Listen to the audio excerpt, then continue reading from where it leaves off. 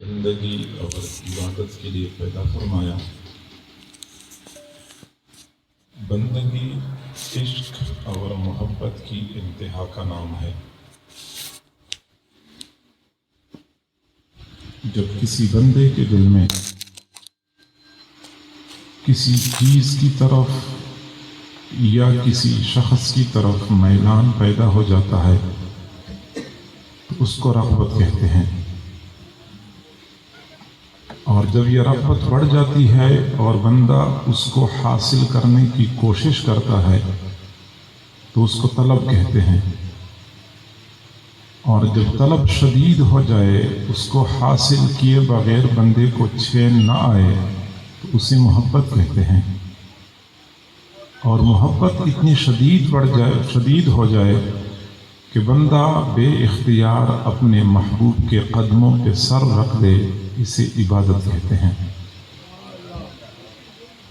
تو سب سے پہلا درجہ وہ رغبت کا ہوتا ہے، پھر طلب کا ہوتا ہے، پھر محبت کا ہوتا ہے، اور پھر عبادت کا ہوتا ہے۔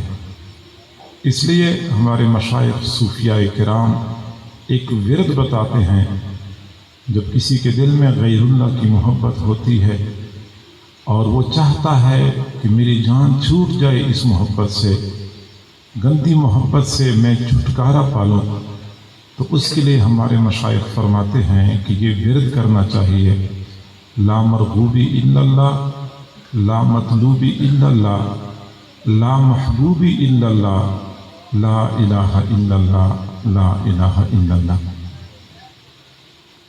تو محبت، عبادت محبت کی انتہا کا نام ہے۔ اور ہمارے دین اسلام میں ہمیں جو ارکان خمسہ کا پابند بنایا گیا ہے، ان میں محبت کے مختلف مدارج پوشیدہ ہیں۔ جب کوئی بندہ اللہ رب العزت کی الوہیت اور ان کی عبدیت کا اقرار کرتا ہے تو وہ اللہ کے بندوں کے دائرے میں شامل ہو جاتا ہے۔ پھر اس کے دل میں اللہ تعالیٰ کی محبت پیدا ہوتی ہے، اور محبت کا نتیجہ یہ نکلتا ہے کہ وہ بندہ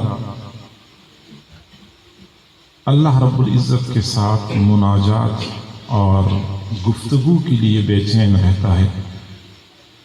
دنیا میں ہم دیکھتے ہیں کہ جب کسی کو دوسرے کے ساتھ محبت ہوتی ہے تو بہانے سے اس سے ملاقات کرتا ہے، پھر اس کے ساتھ لمبی گفتگو کرتا ہے، کبھی کبھار فون میں لاتے ہیں، کوئی ضرورت کی بات نہیں ہوتی، خواہ مخواہ کی باتیں بنا کے لمبی گفتگو کرنا چاہتے ہیں۔ یہ محبت کا پہلا درجہ ہوتا ہے۔ گھنٹوں باتیں ہوتی ہیں، عشاء کے بعد بات شروع ہو گئی اور پتہ ہی نہیں چلا وقت گزرنے کا، 2 گھنٹے 3 گھنٹے 4 گھنٹے گزر گئے۔ یا اللہ، بات کچھ بھی نہیں ہوتی، خواہ مخواہ کی باتیں بنا کے اس سلسلے کو دراز کرنا چاہتے ہیں۔ یہ محبت کا پہلا درجہ ہوتا ہے۔ اور نماز کی صورت میں محبت کا یہ درجہ ظہور پاتا ہے۔ چنانچہ جب کسی بندے کے دل میں اللہ تعالیٰ کی محبت انگڑائی لیتی ہے تو اس کا پہلا اثر یہ ہوتا ہے کہ بندہ بہانے اپنے اللہ کے ساتھ مناجات کرنے کی کوشش کرتا ہے۔ ہمارے لیے تو 5 نمازیں پڑھنا دشوار ہے، جبکہ اللہ کے عشاق، اللہ کے محبین کو 5 نمازوں سے تسلی نہیں ہوتی۔ وہ 5 نمازوں کے علاوہ اور نمازوں کی تلاش میں ہوتے ہیں۔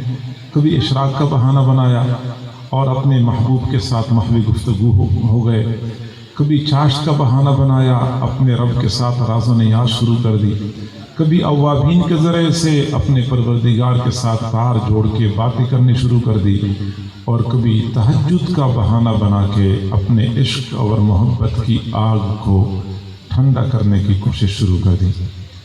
نمازوں کے ذریعے سے بندہ اپنے پروردگار کے ساتھ محبت کا اظہار کر رہا ہوتا ہے۔ یہ محبت کا پہلا درجہ ہے۔ جب یہ محبت شدید ہو جاتی ہے،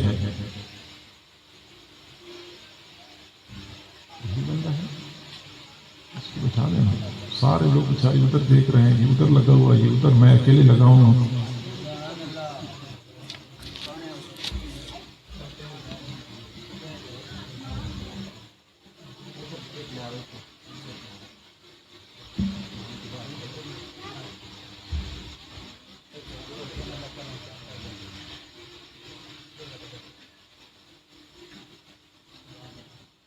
جب محبت بڑھ جاتی ہے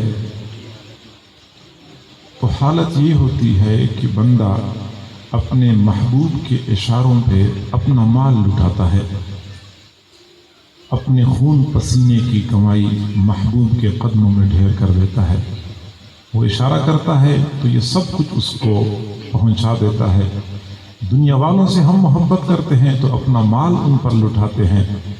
ایسے ہی جب کسی کے دل میں اللہ رب العزت کی محبت شدید ہو جاتی ہے تو زکوٰۃ کی صورت میں وہ اپنا مال اپنے محبوب کے اشاروں پہ خرچ کرتا ہے۔ پورا سال کماتے ہیں اور تھوڑا تھوڑا کر کے بچاتے ہیں، کچھ پیسے جمع کر لیے اور پورا سال کی بچت میں سے اللہ رب العزت کا حکم متوجہ ہو گیا کہ اب اس میں سے اتنے پیسے میرے نام پہ فقراء مساکین میں تقسیم کرنے ہیں۔ پھر یہ بندہ تمام تر ضروریات کو بلائے طاق رکھتے ہوئے اپنے محبوب پروردگار کے اشارے پہ اپنا مال فقراء اور مساکین میں خرچ کرنا شروع کر دیتا ہے۔ وہ یہ نہیں سوچتا کہ یہ پیسے تو میں نے اپنے مکان کے لیے رکھے تھے، یہ نہیں کہتا کہ میں نے پیسے اپنی بیٹی کی شادی کے لیے رکھے تھے، نہیں، محبوب کا اشارہ ہے، لہٰذا جو بھی ہو جائے محبوب کے نام پہ اپنا مال لٹاتے ہیں۔ زکوٰۃ کی صورت میں محبت کا یہ درجہ ظہور پاتا ہے۔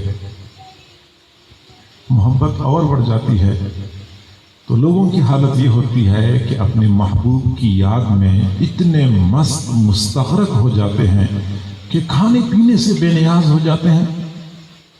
ماں کہتی ہے بیٹا کھانا کھا لو، بیٹا کہتا ہے امی کھانا کھانے کو دل نہیں کرتا۔ امی کہتی ہے بیٹا آپ نے دوپہر کو بھی کھانا نہیں کھایا تھا اور اب بھی آپ کھانا نہیں کھاتے، کھانا کھا لو، میں نے آپ کی چاہت کے مطابق کھانا بنایا ہے۔ بیٹا کہتا ہے امی کھانا کھانے کو دل نہیں کرتا۔ امی پریشان ہوتی، پتہ نہیں بیٹے کی طبیعت ٹھیک نہیں ہے، بیٹے کا معدہ خراب ہے، وہ کھانا کیوں نہیں کھاتا۔ امی بیچاری کو کیا پتہ ہوتا ہے کہ میرے جوان بیٹے کو کیا روگ لگ چکا ہے، کس کے ساتھ وہ جڑ چکا ہے، کس کا دیوانہ اور کسی کا عاشق بن چکا ہے، جس کی محبت نے اس کو کھانے پینے سے مستغنی اور بے نیاز کر دیا۔ اسی طرح جب اللہ رب العزت کی محبت شدید ہو جاتی ہے تو ایک وقت وہ بھی آ جاتا ہے کہ سخت گرمی کے موسم میں شدت کی پیاس لگی ہوتی ہے، لیکن اپنے محبوب کی رضا کی خاطر بندہ ٹھنڈے پانی کو ہاتھ نہیں لگاتا، کھانا چھوڑ دیتا ہے، پینا چھوڑ دیتا ہے، اپنے آرام راحت کو قربان کر دیتا ہے، تمام تر چاہتوں کو اپنے محبوب کی مرضی کی خاطر ترک کر دیتا ہے۔ روزے کی صورت میں محبت کا یہ درجہ ظہور پاتا ہے، اور جب محبت اور بڑھ جاتی ہے تو محبت کرنے والے جنون کی حد تک پہنچ جاتے ہیں، پھر اپنے گھر سے بھی بے گھر بن جاتے ہیں، اپنے خیش قبیلے کو، اپنے عزیز و اقارب کو چھوڑ دیتے ہیں، گھر سے نکل پڑتے ہیں، کام کاروبار سے لا تعلق ہو گئے، اپنے گھر کی سہولیات کو چھوڑ کے نہ ان کو اپنے لباس کی فکر، نہ زیب و زینت کی فکر، نہ بالوں کو تیل لگانے کی فکر، نہ آنکھوں میں سرما ڈالنے کی فکر، نہ خوشبو لگانے کی فکر، نہ غسل نہانے کی فکر، نہ ناخن کاٹنے کی فکر، پاگلوں کی طرح اپنے گھر سے نکل پڑتے ہیں، چیختی چلاتے ہوئے اپنے محبوب کے گلی میں بھاگ کرتے ہیں، پہنچ جاتے ہیں۔ پھر حالت یہ ہوتی ہے کہ کبھی محبوب کے گھر کے دروازے کو چھو رہے ہوتے ہیں، کبھی محبوب کے گھر کی دیواروں کو چھو رہے ہوتے ہیں، کبھی محبوب کی یاد میں آہیں بھرتے رہتے ہیں، کبھی چیختے چلاتے ہیں، دیوانگی اور جنون کا اظہار کر رہے ہوتے ہیں۔ یہ دنیا کے محبین کی کیفیت ہوتی ہے۔ اسی طریقے سے جب رمضان المبارک کا مہینہ گزر جاتا ہے اور عشق اور محبت کا وہ درجہ کمال تک پہنچتا ہے، پھر حالت یہ ہو جاتی ہے کہ جب اللہ رب العزت کی محبت بندے پر غالب ہو جاتی ہے تو بندے کو اپنے گھر میں چین نہیں آتا، اپنے گھر سے بے گھر ہونے کے لیے تیار ہو جاتا ہے، اور جب وہ گھر سے نکلتا ہے تو کام کاروبار سے بالکل لا تعلق ہو جاتا ہے، بیوی بچوں کو بھی چھوڑ دیتا ہے، اپنے گھر کی سہولیات کو چھوڑ کے کوئی زیب و زینت کا لباس ترک کر دیتا ہے، صرف 2 چادروں میں ملبوس ہو جاتا ہے، نہ خوشبو لگاتا ہے، نہ بال کاٹتا ہے، نہ ناخن کاٹتا ہے، نہ سہولیات کی کوئی فکر کرتا ہے، بس دیوانہ وار گھر سے نکلتا ہے، اپنے محبوب کے گھر کی طرف جانے کے لیے بھاگنا شروع کر دیتا ہے، صحراؤں میں چیختا چلاتا ہوا لبیک اللہم لبیک کی صدائیں لگاتا ہوا اپنے محبوب کے گھر کی تک پہنچنے کی کوشش کرتا ہے، اور جو ہی محبوب کا گھر نظر آتا ہے پھر پاگلوں کی طرح محبوب کے گھر کے ارد گرد بھاگنا شروع کر دیتا ہے، کبھی پتھروں کو چھو رہا ہوتا ہے، کبھی ستونوں کو چاٹ رہا ہوتا ہے، کبھی دروازوں کو بوسے دے رہا ہوتا ہے، کبھی اس پہاڑی پہ چڑھ گیا، اس پہاڑی پہ چڑھ گیا، پھر وہاں سے بھاگتا ہوا اگلی پہاڑی پہ چڑھ گیا، وہاں سے پلٹ کے آ گیا، بھاگتا ہوا یا اس پہاڑی پہ چڑھ، بالکل پاگلوں جیسی حرکات ہوتی ہیں، کبھی عرفات کی وادی میں، کبھی مینا کے میدانوں میں، کبھی مزدلفہ کے دامن میں لبیک اللہم لبیک کی صدائیں لگاتا ہوا ادھر ادھر بھاگ رہا ہوتا ہے، وہی منظر پیش کرتا ہے جو منظر اپنے محبوب کی محبت میں دیوانے لوگ پیش کیا کرتے ہیں۔ حج حقیقت میں اللہ رب العزت کی محبت کی معراج ہے، یہ محبت کے عروج کا نام ہے، اور اللہ رب العزت کے عشاق اللہ رب العزت کے گھر میں پہنچ کے اپنی محبت کا اظہار کر رہے ہوتے ہیں۔ اطوف علی جدار دیار لیلا اقبل ذا الجدار وذا الجدار، مجنون سے کسی نے کہا تھا کہ تو کیا کرتا ہے، دیواروں کو بوسے دیتا ہے، دروازوں کو بوسے دیتا ہے، تو کہنے لگا اطوف علی الجدار جدار لیلا، اطوف علی جدار دیار لیلا اقبل ذا الجدار وذا الجدار، میں لیلا کے گھر کا طواف کرتا ہوں، کبھی اس دیوار کو بوسے دیتا ہوں، کبھی اس دیوار کو بوسے دیتا ہوں، وما حب الدیار شغفنا قلبی ولکن حب من سکن الدیار، اور دیواروں کی محبت نے میرے دل میں گھر نہیں کر رکھا، بلکہ دیواروں کے درمیان رہنے والی لیلا کی محبت نے میرے دل میں گھر کر رکھا ہے۔ میں اگر دیواروں کو بوسے دیتا ہوں تو لیلا کی نسبت سے بوسے دیتا ہوں، اگر دیواروں کو چھومتا ہوں تو اس لیے کہ دیواروں کے درمیان لیلا رہ رہی ہے۔ حضرت ذنون مصری رحمۃ اللہ علیہ فرماتے ہیں کہ میں طواف کر رہا تھا تو ایک نوجوان لڑکی تھی، مطاف میں بیٹھی ہوئی تھی، اور وہ اپنے پروردگار کی محبت میں عجیب و غریب اشعار پڑھ رہی تھی، اگرچہ وہ اشعار تو اللہ کی محبت میں پڑھ رہی تھی، لیکن نوجوان لڑکی تھی تو مجھے اس کا یہ انداز اچھا نہیں لگا۔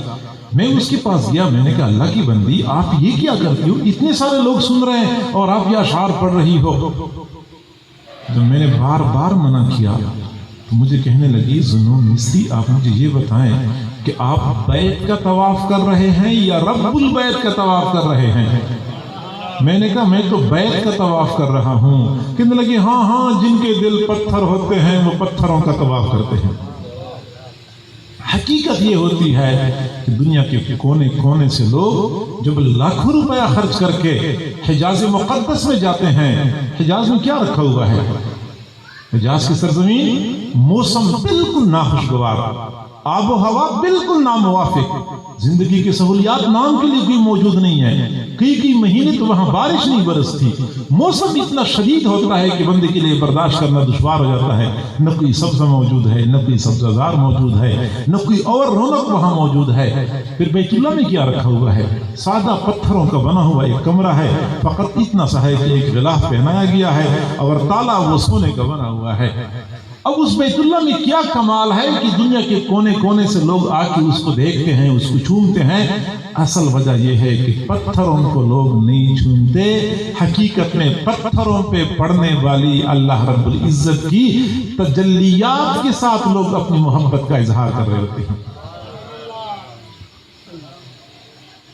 معزز سامعین، دنیا کا دستور یہ ہے کہ جب کسی کو کسی کے ساتھ محبت ہوتی ہے تو اس کی چاہت ہوتی ہے کہ میں بار بار اس کا دیدار کروں، اور ایک لمحے کے لیے بھی وہ بندہ میری نگاہوں سے اوجھل نہ ہو۔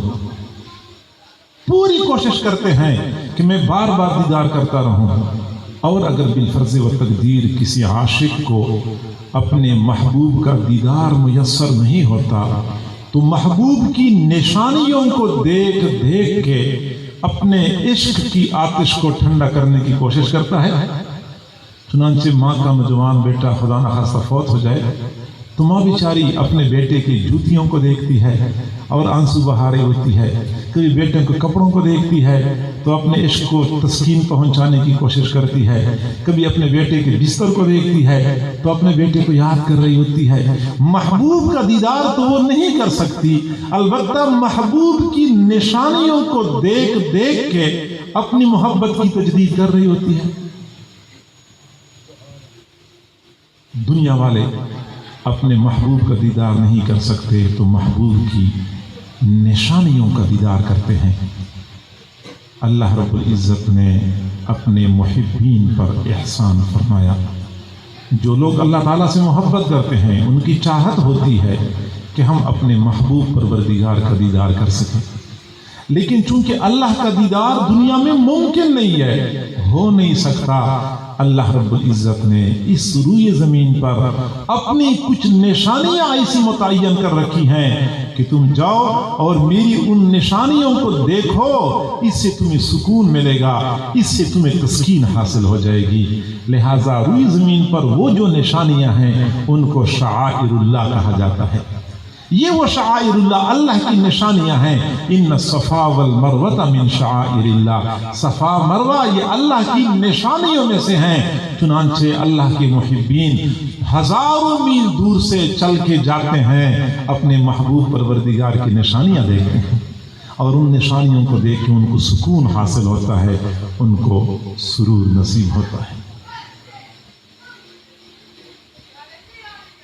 हर महबूब, हर मुहिब चाहता है कि मैं अपने महबूब का दीदार कर लूं। ऐसे ही अल्लाह के मुहिब्बीन चाहते हैं कि हम अपने महबूब परवरदिगार का दीदार कर लें। एक बंदे की ये चाहत होती है कि अल्लाह मैंने कभी आपको देखा नहीं है, लेकिन न देखने के बावजूद भाई ये काम तो न कर देना।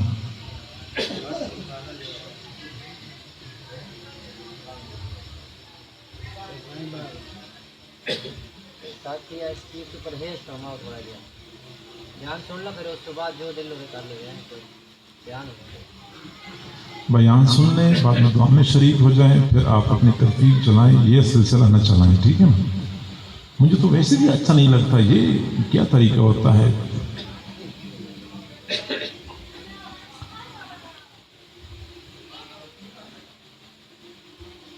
एक मोमिन बंदा दिल में ये जज्बा रखता है कि अल्लाह आपको मैंने देखा नहीं है, लेकिन फिर भी आपकी मोहब्बत मेरे दिल को ऐसा बेचैन कर देती है कि सख्त सर्दी के मौसम में नरम गरम बिस्तर छोड़ के ठंडे पानी से वुज़ू करके मैं आपके सामने मुसल्ले पे खड़ा हो जाता हूँ। कभी रुकू करता हूँ, कभी सजदा करता हूँ, ज़मीन पे अपनी पेशानी रगड़ रहा होता हूँ। देखा भी नहीं है, बिन देखे अपने महबूब से ऐसी मोहब्बत एक मोमिन बंदा करता है। न अल्लाह ताला का हुस्न देखा है, न जमाल देखा है, सिर्फ सुना है। उस सुनी सुनाई बातों की वजह से हम अपने महबूब परवरदिगार की याद में रातों को बेचैन हो जाते हैं। तो कभी वो परवरदिगार हमें अपना हुस्न दिखा दे, अपना एक जलवा दिखा दे, फिर उशाक की हालत क्या होती है। इसीलिए तो शायर ने कहा, कभी ऐ हकीकत मुंतजर नजर आ लिबास मजाज में, कभी ऐ हकीकत मुंतजर नजर आ लिबास मजाज में, कि हजारों सजदे तड़प रहे हैं मेरी जबीन नियाज में। ऐ अल्लाह कभी आप हमें अपना जलवा दिखा तो दे, फिर पता चल जाएगा कि हम कैसे आपकी इबादत करते हैं।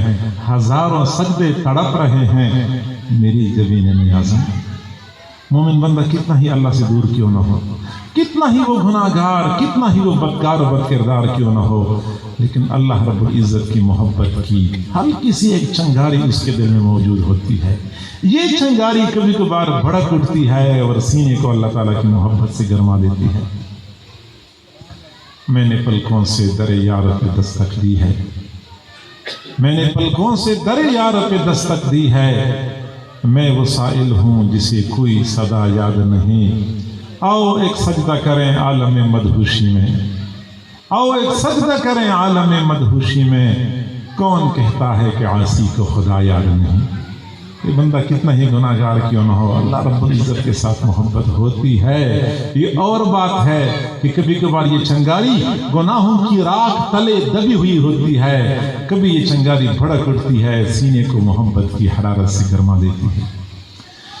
मौजूद सामीन, रुई ज़मीन पे अल्लाह रब्बुल इज़्ज़त का ये घर जिसे हम बैतुल्लाह के नाम से जानते हैं, ये बज़ाहिर आम कमरों की तरह एक कमरा है और मादी तौर पे इसमें दो इजाफी खूबियाँ पाई जाती हैं मादी एतबार से। एक तो ये कि बाकी कमरों की बनिस्बत इस बैतुल्लाह को काला गिलाफ हर वक्त पहनाया जाता है। दूसरी बात ये कि बैतुल्लाह का दरवाजे पर सोने का पानी चढ़ाया गया है, ताला भी सोने का बना हुआ है और उसका परनाला भी सोने का बना हुआ है। इतनी सी बात है मादी एतबार से। ताहम रूहानी एतबार से बैतुल्लाह शरीफ की कुछ ऐसी खसूसियात हैं जिनकी वजह से बैतुल्लाह दुनिया के बड़े बड़े महल्लात से मुमताज और मुनफरिद नजर आता है। बैतुल्लाह की सबसे पहली खसूसियत ये है कि ये अव्वल आलम है। अव्वल आलम का माना ये है कि पूरे आलम का नुक्ता-ए आगाज है। अगर अल्लाह रब्बुल इज़्ज़त ने ये कायनात पैदा फरमाई है तो सबसे पहले अल्लाह ताला ने बैतुल्लाह के उस मकाम को वजूद बख्शा है। इन्ना अव्वल बैतिन वुदिअ लिन्नास लल्लज़ी बिबक्कता, सबसे पहला घर जो लोगों के लिए बनाया गया वो मक्का मुकर्रमा में था।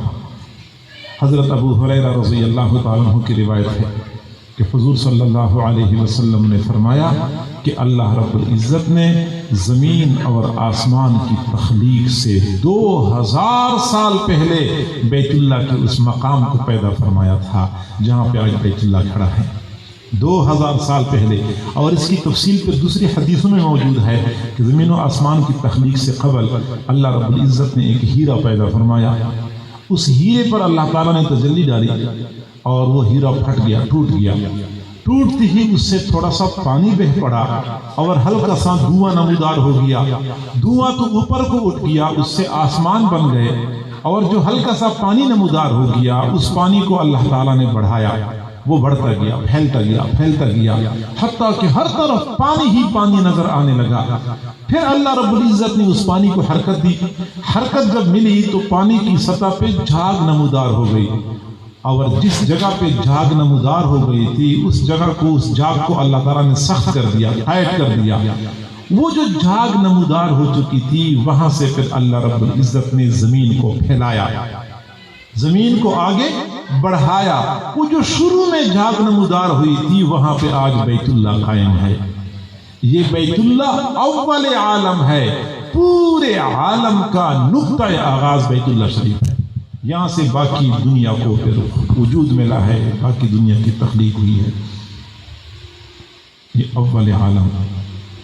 और बैतुल्लाह की दूसरी खसूसियत ये वस्फ़ आलम है।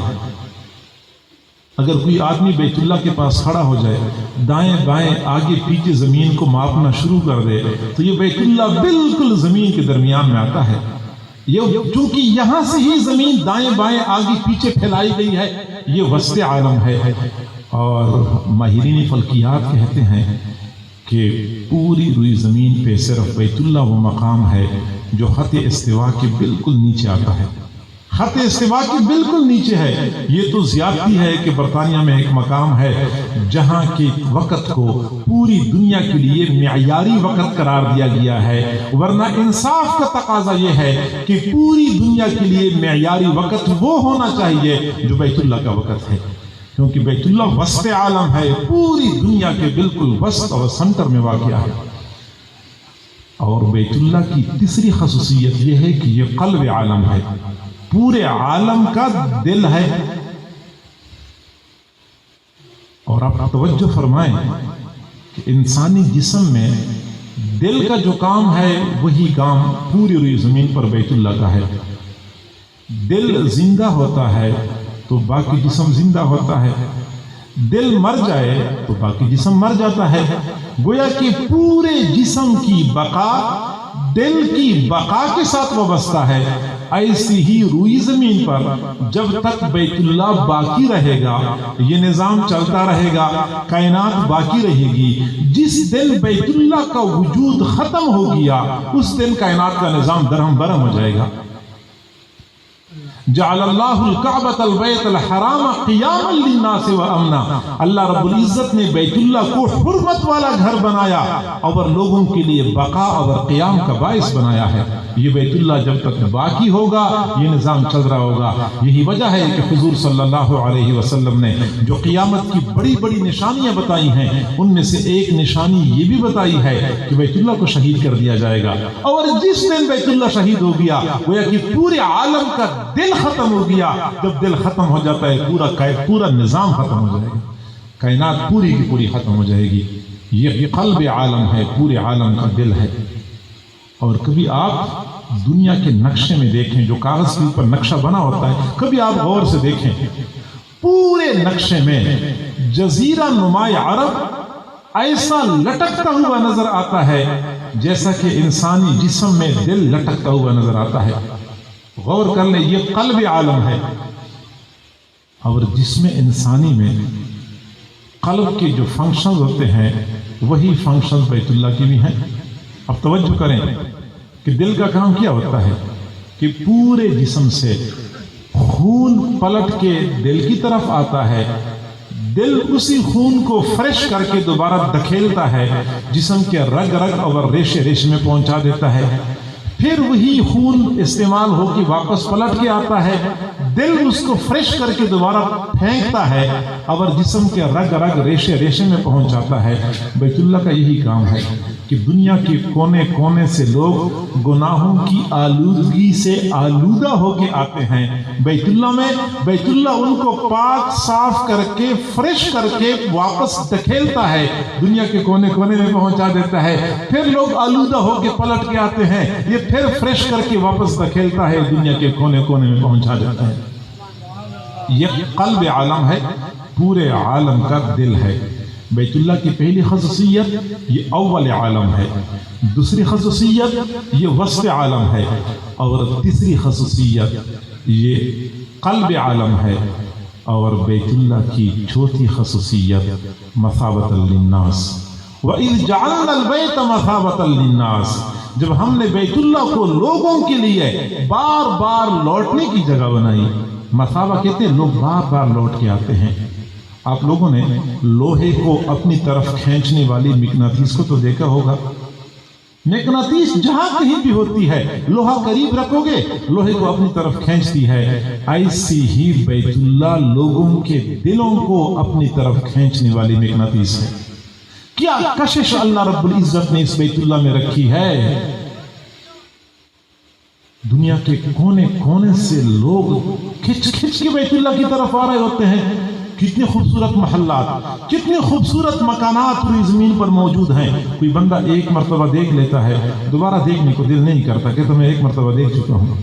اگر کوئی بندہ دو مرتبہ دیکھ لے تو تیسری مرتبہ تو بالکل دیکھنے کو دل نہیں کرتا۔ لیکن بیت اللہ میں ایسی کشش اللہ نے رکھی ہے، جو ایک مرتبہ دیکھتا ہے دوبارہ دیکھنے کے لیے زیادہ بےتاب ہوتا ہے، دو مرتبہ دیکھ لے تیسری مرتبہ بےتابی بڑھ جاتی ہے، تین مرتبہ دیکھ لے چوتھی مرتبہ زیادہ بے قرار ہو جاتا ہے۔ عام طور پہ لوگ یہ سمجھتے ہیں کہ ایک مرتبہ بیت اللہ کو دیکھیں گے تو سکون مل جائے گا، سکون نہیں ملتا، بے قراری اور بڑھ جاتی ہے، پھر اور بڑھ جاتی ہے، کسی کا جی اس کو دیکھنے سے بھرتا ہی نہیں ہے۔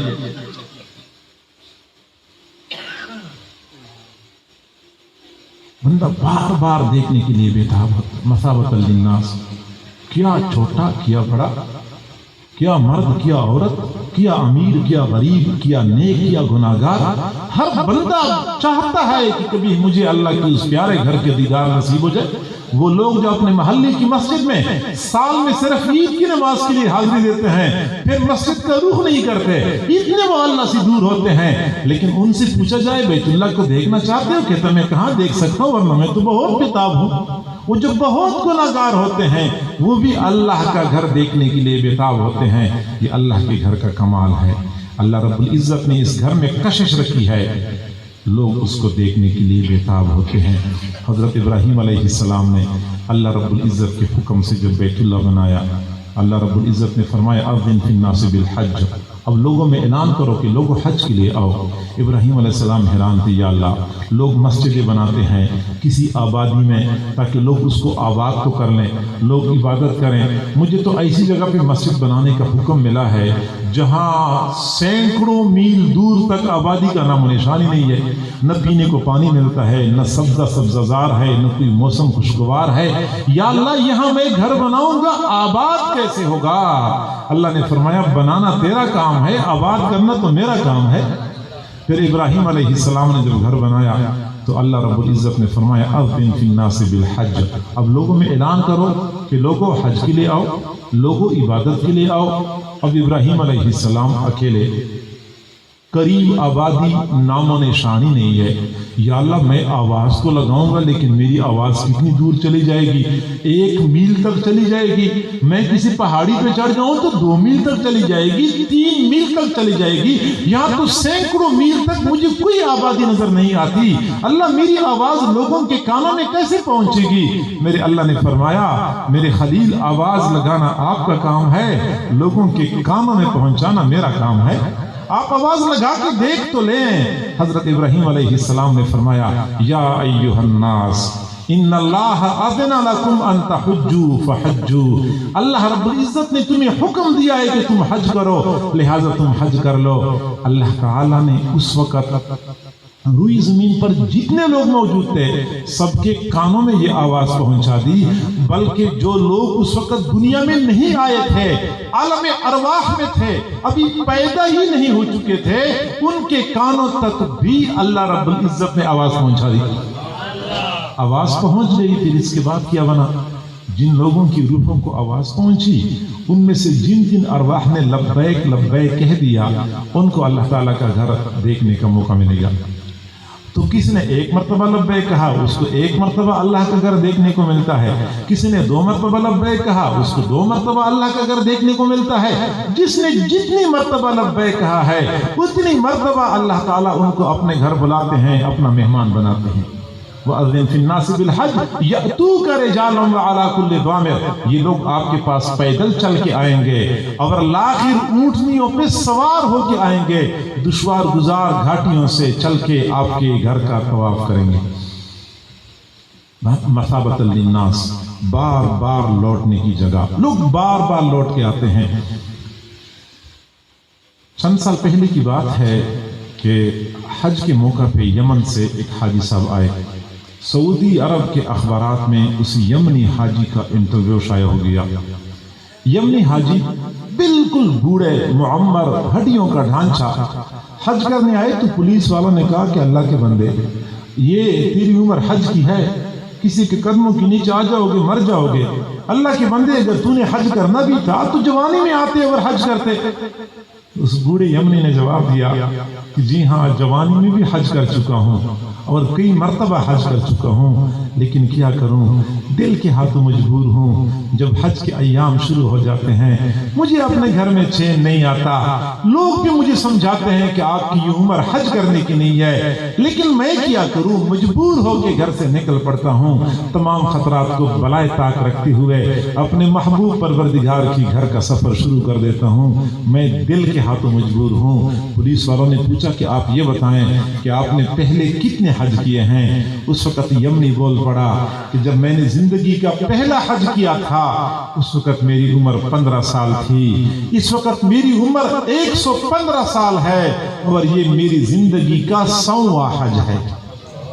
एक कम 100 हज मैं पहले कर चुका हूँ और ये मेरी जिंदगी का 100वां हज है।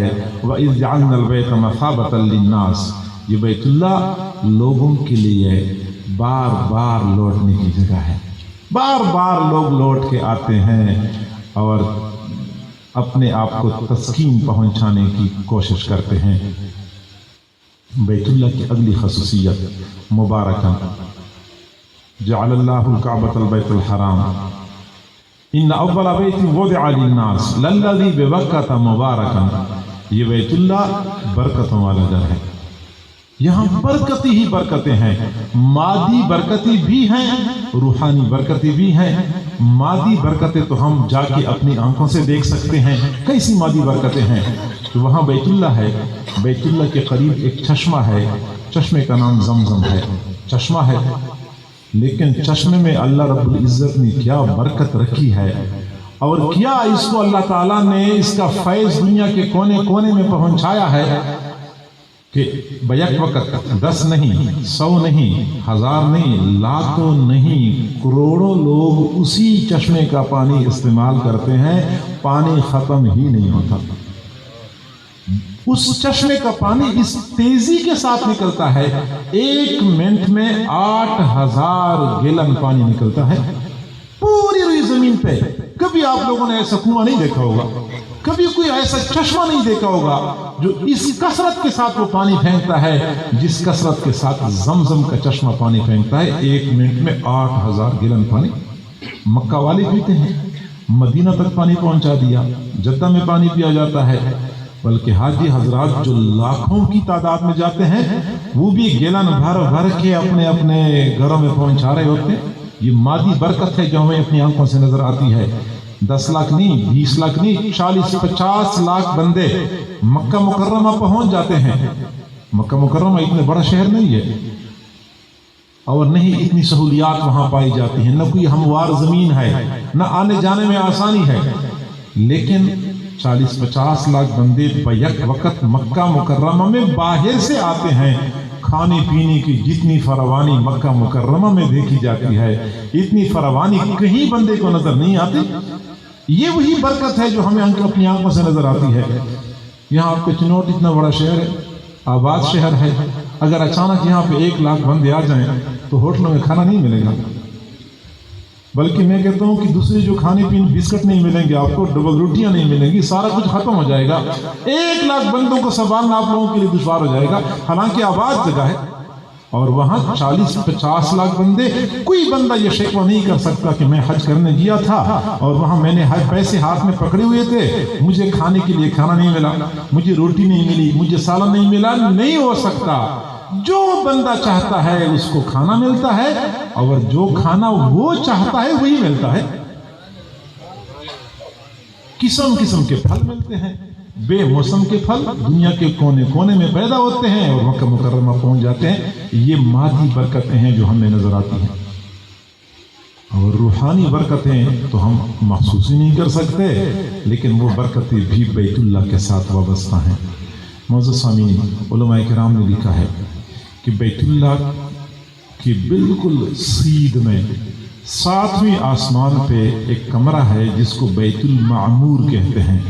یہ بیت اللہ کے برابر ہے اور بیت اللہ کے بالکل سید میں ہے، اور اللہ رب العزت کی جانب سے تمام تر برکتیں اور رحمتیں بیت المعمور پہ اترتی ہیں۔ بیت المعمور ان برکتوں کا مرکز ہے، سنٹر ہے، پھر وہاں سے بیت اللہ پہ اترتی ہے، پھر بیت اللہ سے وہی برکتیں روئی زمین پر جتنی مسجدیں ہیں ساری مسجدوں میں تقسیم ہوتی ہیں۔ پھر نمازی حضرات جب مسجدوں میں جاتے ہیں تو اپنی نماز کی کیفیت کی مناسبت سے برکتیں لے کے واپس اپنے گھروں کو لوٹتے ہیں۔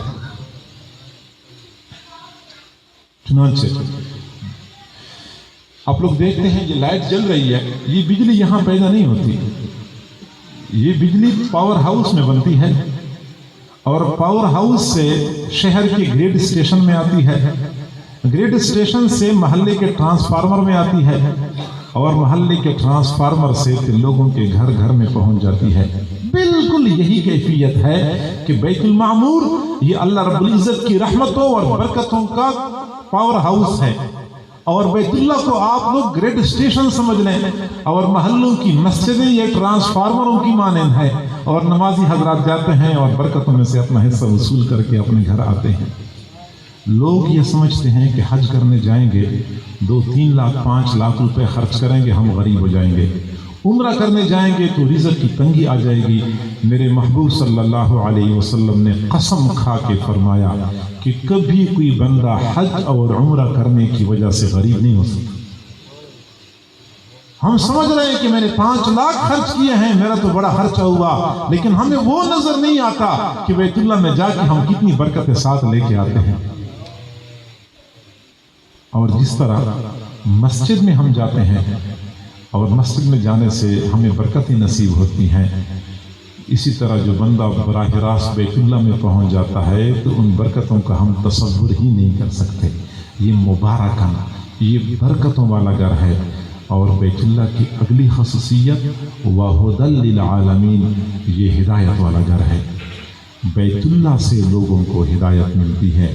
روئی زمین پہ جو لوگ مخلوق خدا کی ہدایت کا کام کرتے ہیں، جو مدارس، جو مراکز اور جو مسجدیں ہدایت پھیلا رہی ہیں، ہدایت کا کام کر رہی ہیں، یہ سب کے سب بیت اللہ کی خیرات ہے۔ بیت اللہ سے ہی یہ ساری ہدایتیں اور ساری برکتیں پھیل رہی ہوتی ہیں اور تقسیم ہو رہی ہوتی ہیں۔ چنانچہ پرانے زمانے میں ایسا ہی ہوا کرتا تھا، لوگ بیت اللہ کو دیکھنے کے لیے جایا کرتے تھے، زندگیاں بدل جایا کرتی تھی، دل کی دنیا میں انقلاب برپا ہو جاتا تھا۔ پہلے گناہ کرتے تھے، بیت اللہ کا دیدار کر کے گناہ چھوڑ دیا کرتے تھے۔ کیوں؟ پہلے تو اپنی نگاہوں کو کنٹرول نہیں کرتے تھے، لیکن بیت اللہ کو دیکھتے تھے، پھر واپس پلٹ کے آتے تھے تو کہتے تھے کہ ان آنکھوں سے میں نے بیت اللہ کا دیدار کیا ہے، اب میں دوسروں کی بیٹیوں کا پیچھا ان آنکھوں سے نہیں کروں گا۔ اس زبان سے میں نے اللہ رب العزت کے سامنے کھڑے ہو کے لبیک اللہم لبیک کی صدا لگائی ہے۔ اس زبان سے میں جھوٹ نہیں بولوں گا، اس زبان سے میں غیبت نہیں کروں گا، اس زبان سے میں کسی کا دل نہیں دکھاؤں گا۔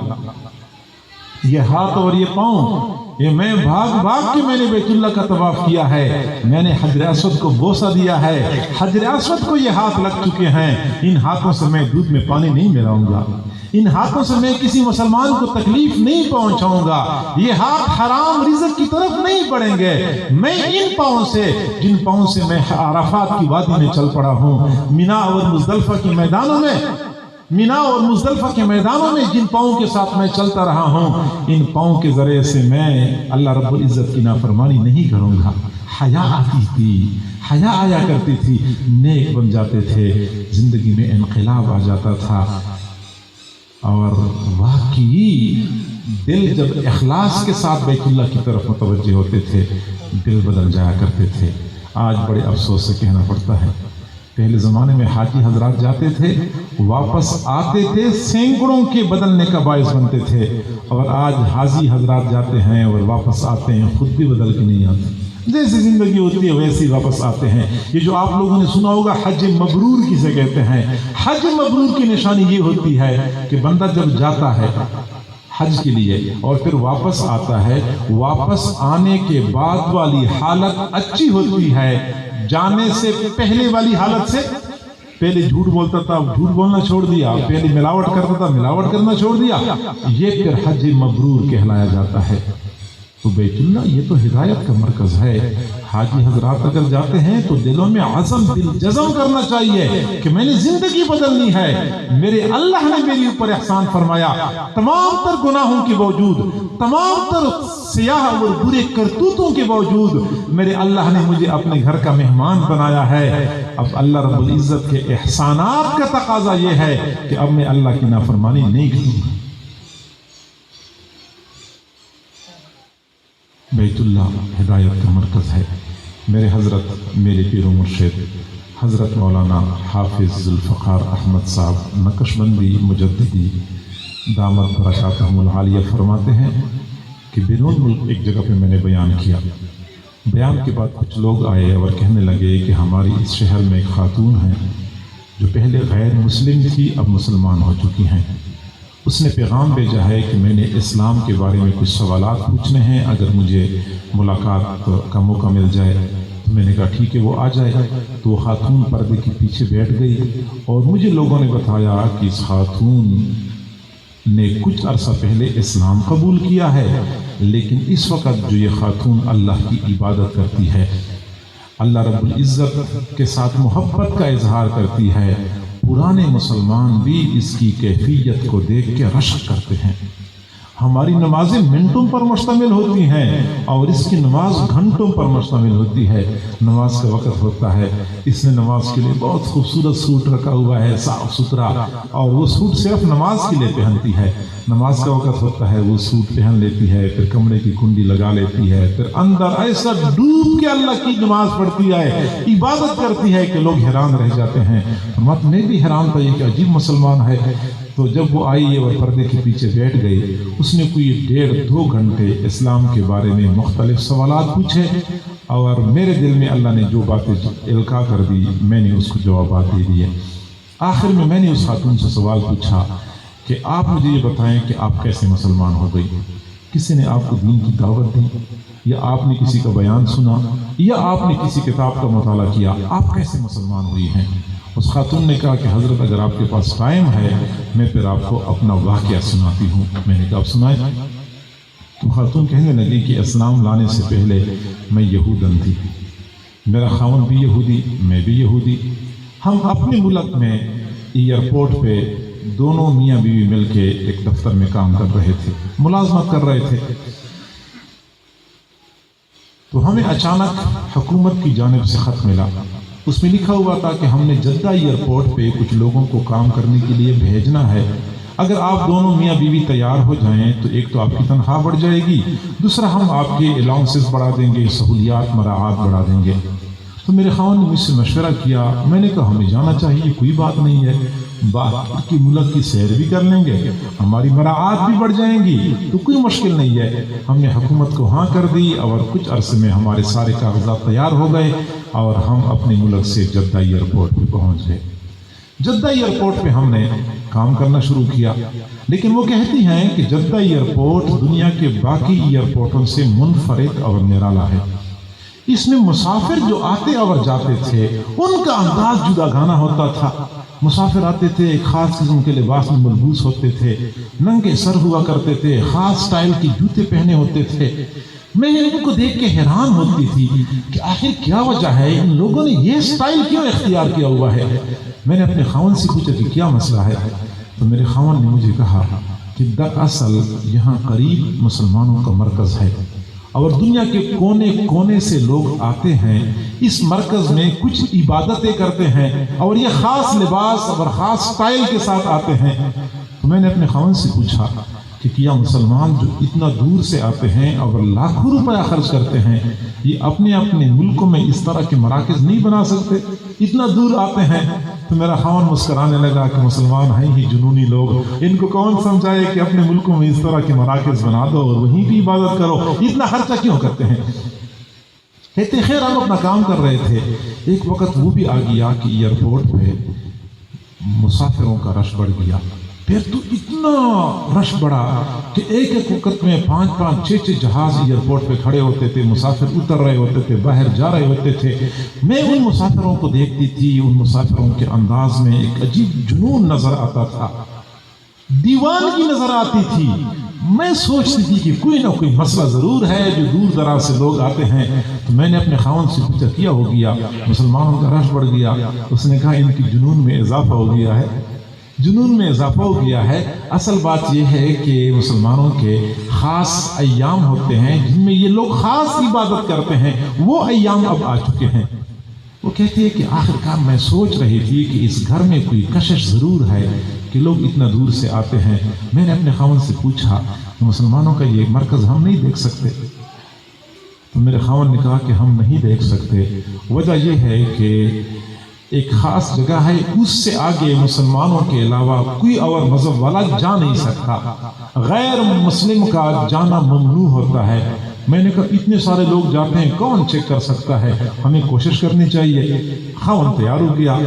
अब जब जुम्मे का दिन था, हमारी छुट्टी थी, मैंने मुसलमान औरतों की तरह स्कार्फ ओढ़ लिया और मेरे खावन ने मुसलमान मर्दों की तरह टोपी सर पे रख ली कि हम चलते हैं मुसलमानों के मरकज़ में मक्का मुकर्रमा। लोगों से पता पूछ लिया और जब हम जद्दा से रवाना हो गए, जिस चेक पोस्ट पे मुस्लिम गैर मुस्लिम को चेक किया जाता है, अल्लाह की शान कि उस वक्त एक बंदा खड़ा था, बाकी सारे लोग खाना खा रहे थे। वो पुलिस वाले ने हमें इशारा कर दिया कि अल्लाह चलो, हम वहां से आगे चले। मक्का मुकर्रमा पहुंचे। मक्का मुकर्रमा में हमने एक जगह पे गाड़ी पार्क कर ली। लोगों से पूछा कि हरम शरीफ कहाँ पे है। लोगों ने रास्ता बताया, हम पैदल चलते हुए आगे बढ़े। थोड़ी देर बाद हम हरम शरीफ के दरवाजे के बिल्कुल सामने खड़े थे। हरम शरीफ का दरवाज़ा देखा, इतना आलीशान दरवाज़ा, इतने बेहतरीन मीनार, इतना खूबसूरत मार्बल। हम तो वो मार्बल देखने में महवा हो गए, दरवाज़ों के तमाशे देखते रहे। अंदर दाखिल हो गए तो फानूस देखे, खूबसूरत कालीन देखे, खूबसूरत सुतून देखे। इन चीज़ों को देख रहे थे और हम हैरान हो रहे थे कि मुसलमान अपने अल्लाह का घर किस कदर मोहब्बत से बनाते हैं। आगे बढ़ रहे थे और दाएं बाएं देख रहे थे। खातून कहती है कि आगे बढ़ते बढ़ते हम नीचे मताफ में उतरे। मताफ में जो ही हम उतरे, हमारी निगाह जो ऊपर को उठी तो हमारी निगाहें बैतुल्लाह पे जम गई। और जब हमने बैतुल्लाह को देखा तो बैतुल्लाह से हम निगाहें न हटा सके।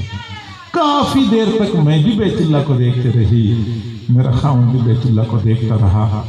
काफी देर के बाद जब मैंने बैतुल्लाह से निगाहें हटाई, अपने खाऊं की तरफ देखा तो मुझे पता चला कि मेरी आंखों से भी आंसू रवा दवा हैं और मेरा खाऊं भी आंसू बहा बहा के रो रहा है। मेरे खाऊं ने मुझसे पूछा कि आपको क्या नजर आया। मैंने कहा मुझे तो हकीकत नजर आई। तो खाऊं ने कहा कि फिर हम हकीकत कबूल क्यों न करें। मैंने कहा मुझे तो इनकार नहीं है। बस उसी वक्त हमने किसी मुसलमान को बुलाया, हमने कहा हम गैर मुस्लिम हैं, मुसलमान होना चाहते हैं। उसी वक्त उसने हमें कलमा पढ़ाया और हम इस्लाम में दाखिल हो गए। न हमें किसी ने इस्लाम की दावत दी, न हमने किसी का बयान सुना, न हमने कोई किताब पढ़ी। बैतुल्लाह को एक मर्तबा एक नजर देखा, एक नजर देखने से बैतुल्लाह ने हमारे दिलों में इनक़िलाब बर्पा कर दिया। इन्न अव्वल बैतिन वुदिअ लिन्नास लल्लज़ी बिबक्कता मुबारकन व हुदल लिल आलमीन। ये बरकत वाला घर है और ये हिदायत वाला घर है। तो बैतुल्लाह की चंद एक खसूसियात हैं। ये अव्वल आलम है, ये वस्त आलम है, ये क़ल्ब आलम है, ये मसाबत लिन्नास, लोगों के लिए बार बार लौटने की जगह है। ये मुबारकन, बरकत वाली जगह है, और हुदन, ये हिदायत वाली जगह है। ये बैतुल्लाह की खसूसियात हैं। यकीनन वो लोग खुशकिस्मत होते हैं जिनको अल्लाह ताला यहाँ के गंदे माहौल से निकाल के अपने पास पाकीज़ा माहौल में बुलाता है और अपने पास चंद दिन के लिए मेहमान ठहराता है। दुनिया का कोई बड़ा हमें अपने घर बुलाए कि मैंने आपकी दावत की हुई है, आप मेरे पास आएँ और आपने रात मेरे पास ठहरना है। वो कोई MP है, MNA होता है, वज़ीर होता है। हम तो कपड़ों में सामान समाये नहीं जाते। हम अपना इतना हम अपने आप को बड़ा समझते हैं कि वज़ीर ने हमें बुलाया है और हमारी दावत की है, हमने अपने पास ठहराया है। तो जिस बंदे को वज़ीर आज़म बुलाए तो उसका क्या आलम होगा, जिसको सदर बुलाए उसका, और जिसको अल्लाह बुलाता है कि आपने आना है, मेरा मेहमान बनना है, उसकी सआदत का क्या आलम होता है। तो हाजी हजरात को चाहिए कि अपने आप को सआदतमंद समझें और अल्लाह रब्बुल इज़्ज़त के इस एहसान का शुक्र अदा करें। शुक्र अदा करने का एक तरीका तो यह है कि बंदा ज़ुबान से कहे अल्लाह तेरा शुक्र है, अल्लाह तेरा शुक्र है। और अगला तरीका यह है कि बंदा अपने अमल से यह साबित कर दे कि अल्लाह मैं इस बात पर खुश हूँ।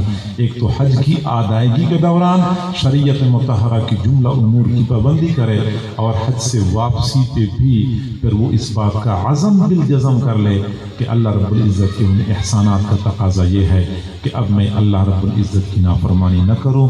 अल्लाह रब्बुल इज़्ज़त के साथ मुकम्मल सुलू करने के लिए बंदा अल्लाह के घर जाने का प्रोग्राम बनाए। मौज़ूद सामीन, हर मोमिन के दिल में ये ख्वाहिश होती है कि मैं अल्लाह का घर देख लूँ। और आम तौर पे हम ये समझते हैं कि अल्लाह का घर देखने के लिए माल चाहिए और हज का ताल्लुक माल के साथ है। हालांकि हज का ताल्लुक माल के साथ नहीं है, हज का ताल्लुक दिल की तड़प और बेकरारी के साथ है। दिल में अगर तड़प है, दिल में अगर बेकरारी है, असबाब न भी हों اللہ تعالیٰ خود بخود اسباب بنا لیتا ہے۔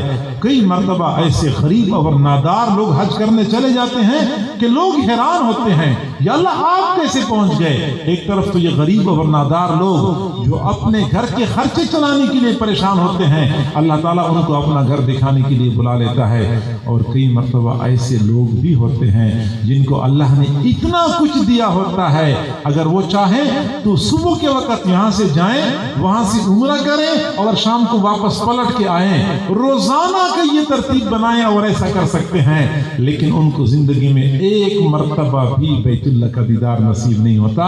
لگتا یہ ہے کہ حج کا تعلق مال کے ساتھ نہیں ہے، اعمال کے ساتھ ہے، تڑپ کے ساتھ ہے، بے قراری کے ساتھ ہے۔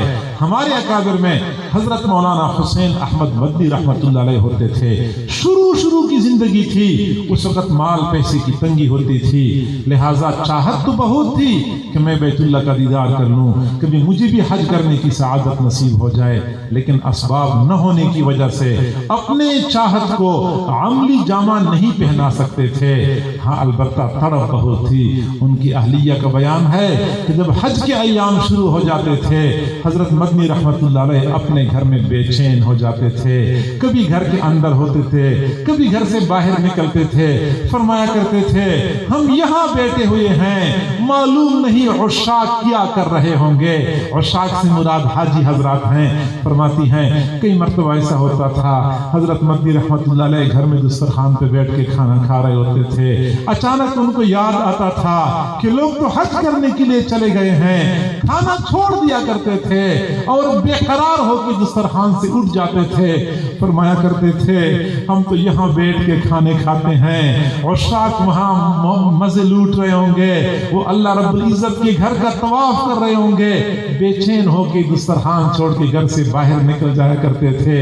حضرت مدنی رحمت اللہ علیہ کا معمول ہوتا تھا، جب پتہ چلتا تھا کہ فلاں گاؤں سے فلاں علاقے سے حاجی صاحب حج کے لیے جا رہے ہیں، تو یہ میلوں سفر پیدل طے کر کے حاجی کے پاس چلے جاتے تھے۔ حاجی صاحب سے کہتے تھے آپ میرے لیے دعا کریں، اور حضور صلی اللہ علیہ وسلم کی خدمت میں سلام کا ہدیہ بھیجا کرتے تھے۔ حج سے واپسی پہ جب حاجی حضرات گھروں کو لوٹتے تھے، میلوں سفر کی مشقتیں طے کر کے حضرت مدنی رحمت اللہ علیہ حاجیوں کے پاس جاتے تھے، ان سے حج کی کارگزاری سنا کرتے تھے، اللہ کے گھر کے احوال معلوم کیا کرتے تھے اور ان سے دعاؤں کی درخواست کیا کرتے تھے۔ تڑپ تھی، بے قراری تھی، اللہ رب العزت نے اس بے قراری کا لحاظ کیا۔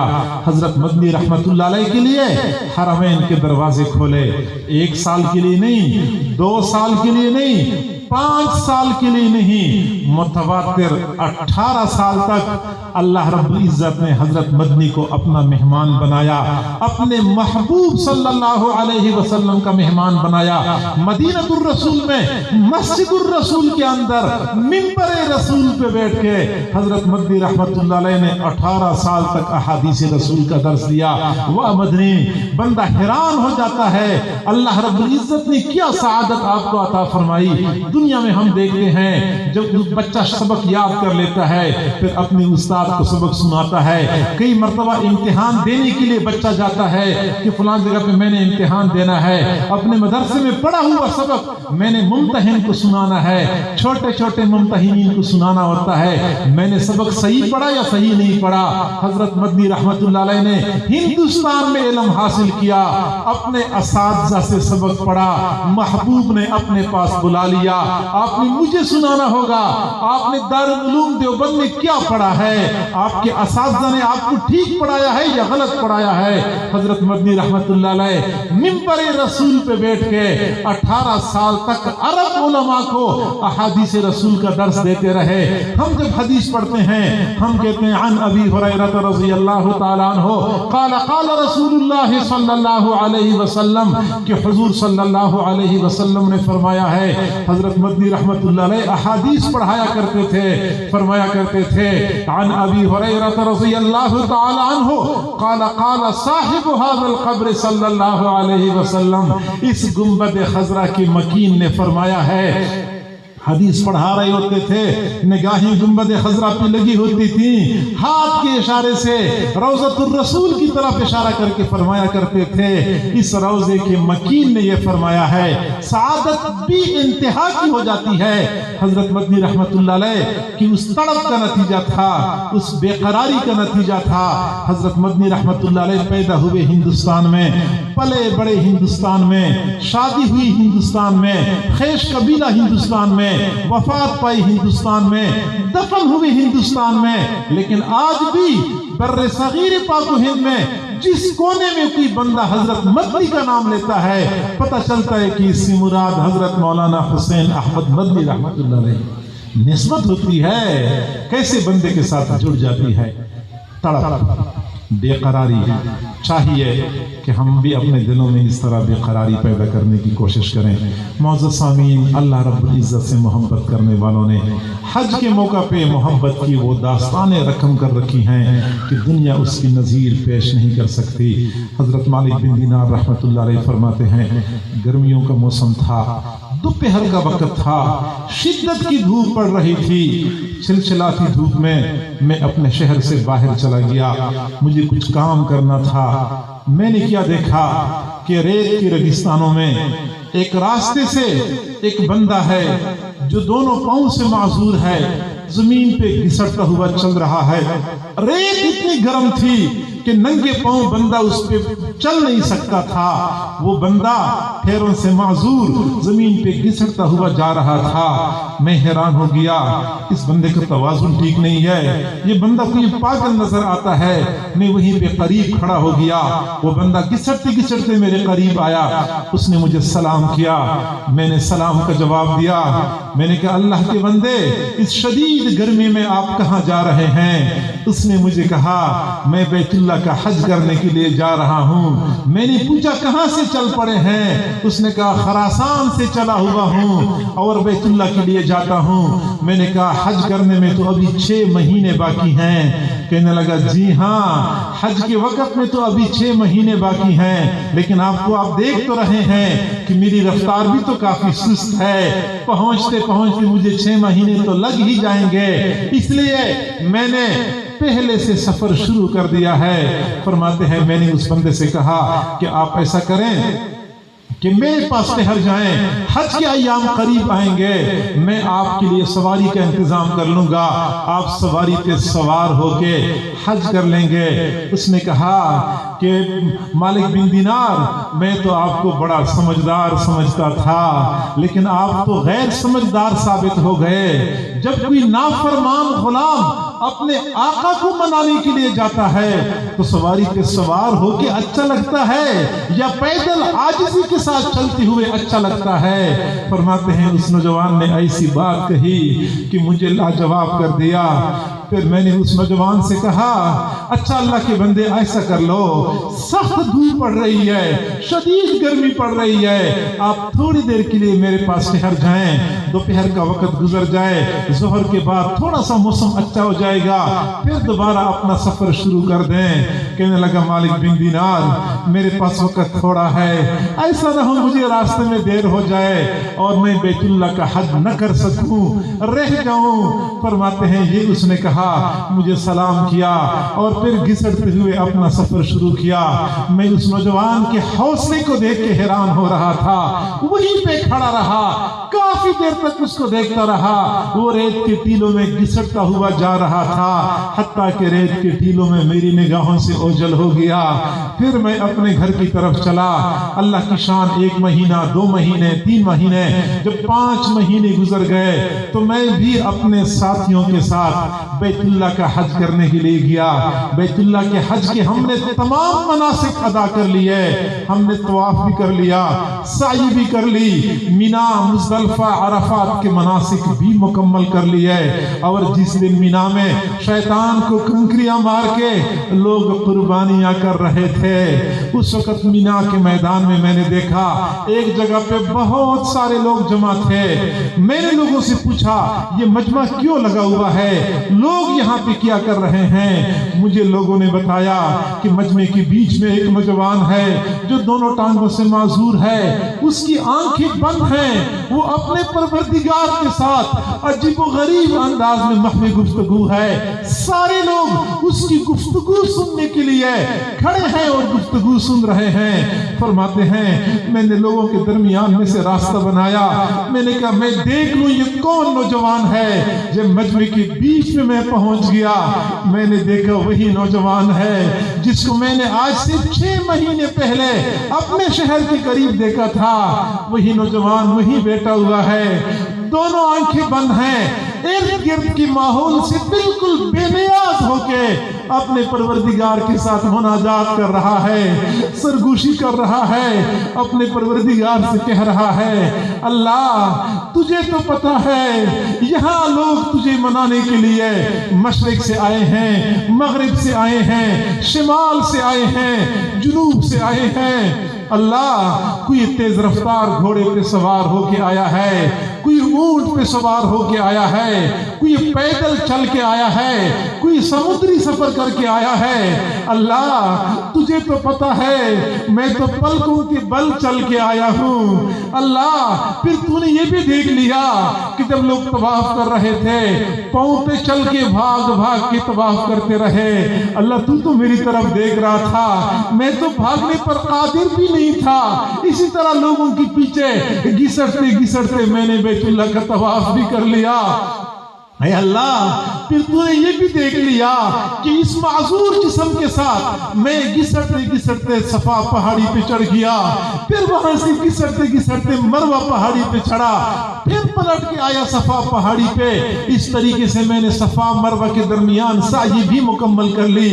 اللہ تو نے یہ بھی دیکھ لیا کہ جب لوگ مزدلفہ کے میدان میں تیزی کے ساتھ چل رہے تھے، میں اکیلے لوگوں کے پیچھے پیچھے گھسٹتا ہوا جا رہا تھا۔ لوگ عرفات کے میدان میں پہنچے، میں بھی پیچھے گھسٹتا ہوا چلا گیا۔ میں نے آج شیطان کو کنکریاں مار کے شیطان سے بیزاری کا اظہار بھی کر لیا۔ اللہ میں نے تمام مناسک ادا کر لیے۔ اس وقت لوگ قربانی کر رہے ہیں، کوئی بیل ذبح کر رہا ہے، کوئی مینڈا ذبح کر رہا ہے، کوئی بکرا ذبح کر رہا ہے۔ اللہ تو دیکھ رہا ہے کہ میرے پاس اپنی معذور اور ناتواں جان کے علاوہ کوئی اور چیز موجود نہیں ہے جس کی قربانی میں پیش کر لوں۔ اللہ اپنی ناتوان جان کی قربانی میں پیش کر رہا ہوں، میری قربانی قبول فرما لیجئے۔ اس نوجوان نے یہ کہا اور ایک چیخ ماری اور وہی پہ زمین پہ گر پڑا۔ حضرت مالک بن دینار رحمت اللہ علیہ فرماتے ہیں میں بھاگتا ہوا گیا اور میں نے اس کو اٹھانے کی کوشش کی، لیکن دیکھا روح پرواز کر چکی تھی۔ اللہ رب العزت نے اس نوجوان کی قربانی قبول کی تھی۔ ایسی ہی عشاق ہوا کرتے ہیں، عشاق نے ایسی داستانیں رقم کر رکھی ہیں۔ ہمیں بھی چاہیے کہ ہم بھی دل میں ایسی تڑپ رکھیں، ایسی محبت رکھیں۔ حاجی حضرات جب حج پہ جاتے ہیں ایک تو ان سے دعاؤں کی درخواست کرنی ہوتی ہے کہ ہمارے لیے دعا کریں، دوسرا یہ کہ محبت کا تقاضا یہ ہے اپنے محبوب صلی اللہ علیہ وسلم کی خدمت میں سلام کا ہدیہ بھیجا کریں۔ یقیناً عشق اور محبت کا یہی تقاضا ہے۔ مدینہ پاک کے اے رہروان پاک نفس، مدینہ پاک کے اے رہروان پاک نفس، حضور پاک سے میرا سلام کہہ دینا۔ جب حضور کی خدمت میں سلام ہو جائے تو یا رسول سے میرا سلام کہہ دینا۔ وہاں سے ہٹ کے ذرا جانب قدم بڑھ کر امیر ناطق کے حق کو سلام کہہ دینا۔ نبی کے روضہ اقدس پہ رہتے ہیں جو ملک، انہیں بھی شوق و ادب سے سلام کہہ دینا۔ مدینہ پاک کی گلیوں میں جب ہو تیرا گزر، نبی کے نقش قدم کو سلام کہہ دینا۔ مدینہ پاک میں جو خوش نصیب رہتے ہیں وہ سب حبیب ہیں، سب سے سلام کہہ دینا۔ سگے حرم سی بھی کہنا ندیم کہتا تھا، سگے حرم سی بھی میرا سلام کہہ دینا۔ اللہ تعالی ہم سب کو حرمین شریفین کی حاضری بار بار نصیب فرمائے۔ وآخر دعوانا ان الحمدللہ رب العالمین۔